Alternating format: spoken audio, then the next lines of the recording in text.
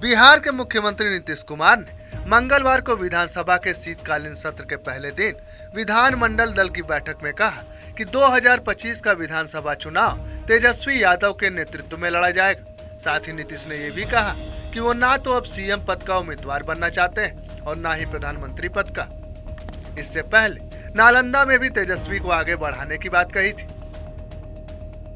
अरे हम तो शुरू से बोल रहे हैं 2025 में बिहार का करवे करेगा,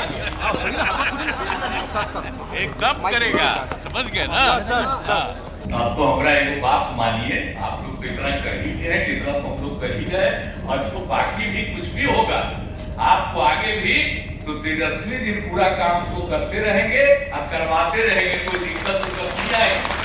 बहुत लोग आपस में सिर्फ झंझट कराना चाहे, मत किसी के बात में झंझट करिएगा। आपस में एकजुटता रखना चाहे, सबको मिल करके एक साथ से काम करना है और कहीं कोई किसी तरह का आपस में विवाद नहीं करना है।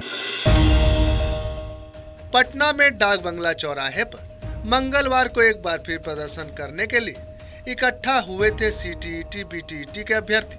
हाथों में गुलाब लेकर सरकार के खिलाफ नारेबाजी कर रहे थे। अभ्यर्थियों पर पुलिस ने किया लाठीचार्ज, प्रदर्शनकारियों को दौड़ा दौड़ा कर पीटा।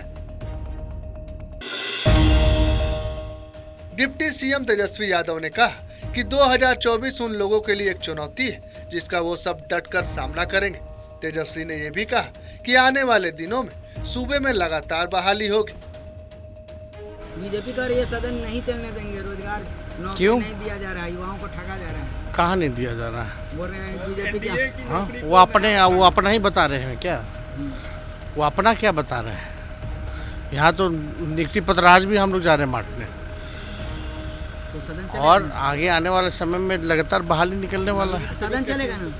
सब है, ठीक है, चलेगा। बिहार शीतकालीन सत्र के पहले दिन बीजेपी ने नौकरी और बहाली को लेकर विधानसभा परिसर में जोरदार प्रदर्शन किया। बीजेपी ने महागठबंधन सरकार पर युवाओं को ठगने का आरोप लगाया। बीजेपी के विधायकों ने जय श्री राम के नारे भी विधानसभा परिसर में लगाए। बहाली को लेकर पहले भी सदन न चलने देने की बात कह चुके हैं बीजेपी नेता। मंगलवार को सत्र के पहले दिन ही हुआ हंगामा। नहीं, देखिए, प्रभु जय श्री राम हम सबों के मर्यादा पुरुषोत्तम राम रहे हैं। वो एक मर्यादा के प्रतीक के रूप में है, इसलिए और हमारे देवतुल्य हैं, तो उनका तो नारा लगा के ही हम राज्य के लिए अच्छे काम के लिए हम लोग आगे चलना है। सरकार कह रही है कि हंगामा कर सदन नहीं चलने देना चाहते, जनता के विषय को आप लोग। नहीं, हम तो कल भी बताया कि हंगामा करना हमारा मकसद नहीं है, बात बननी चाहिए। और जिन बातों का कमिटमेंट इन्होंने बिहार की जनता से किया है, ये सारी बात होनी चाहिए थी। सारी बातें हवाई हो रही है। बीजेपी नेता सुशील कुमार मोदी ने राज्यसभा में 2000 के नोट को बंद करने की मांग उठाई।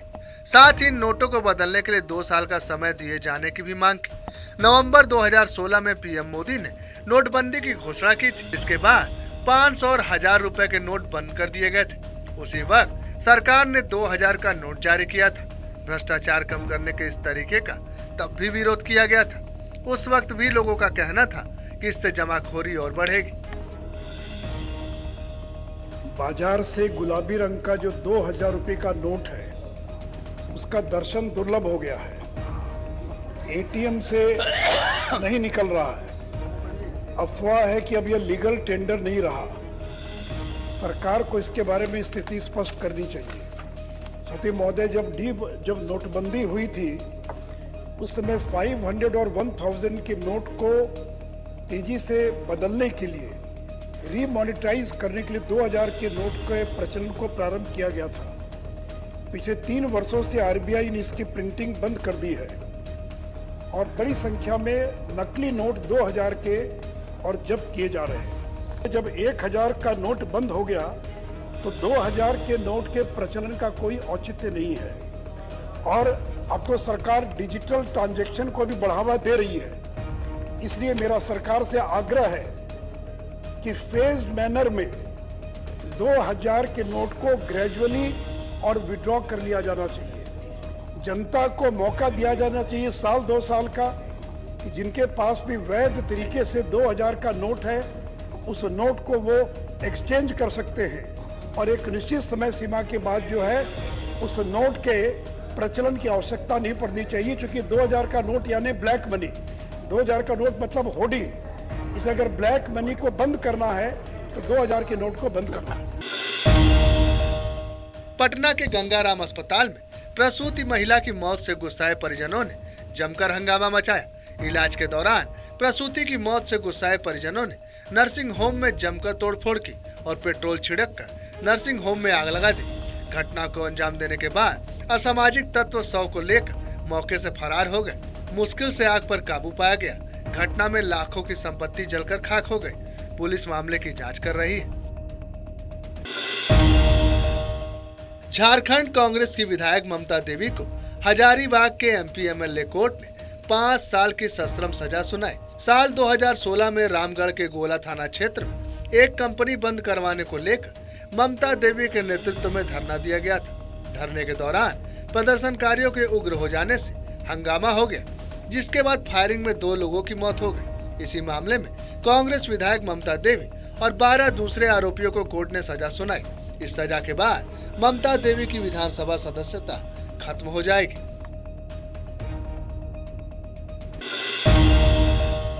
झारखंड के मुख्यमंत्री हेमंत सोरेन की खतियानी जोहार यात्रा मंगलवार को लोहरदगा पहुंची। सीएम सोरेन ने जिला परिषद कार्यालय परिसर में लोहरदगा और गुमला जिले के अलग अलग विभागों के अधिकारियों के साथ विकास की समीक्षा की बैठक की। 8 दिसंबर को शुरू हुई इस यात्रा का समापन 16 दिसंबर को देवघर में होगा। खतियानी जोहार यात्रा का अगला पड़ाव 15 दिसंबर को गोड्डा में होगा। झारखंड के जमशेदपुर में स्कूली बच्चों की प्रदर्शनी के दौरान रॉकेट के मॉडल में विस्फोट हो गया। गलत बटन दबने से हुए इस विस्फोट में करीब 11 बच्चे जख्मी हो गए। रॉकेट के लिए 2 स्विच बनाए गए थे, जिसमें पहला बटन ऑन करने से रॉकेट कुछ ऊंचाई तक उड़ता था और दूसरा बटन ऑन करने से उसमें विस्फोट होता और पैराशूट निकलता था। गलती से उड़ने वाले बटन की जगह विस्फोट वाला बटन दब गया और ये हादसा हो गया। रॉकेट में पोटेशियम नाइट्रेट और शुगर का इस्तेमाल किया गया था।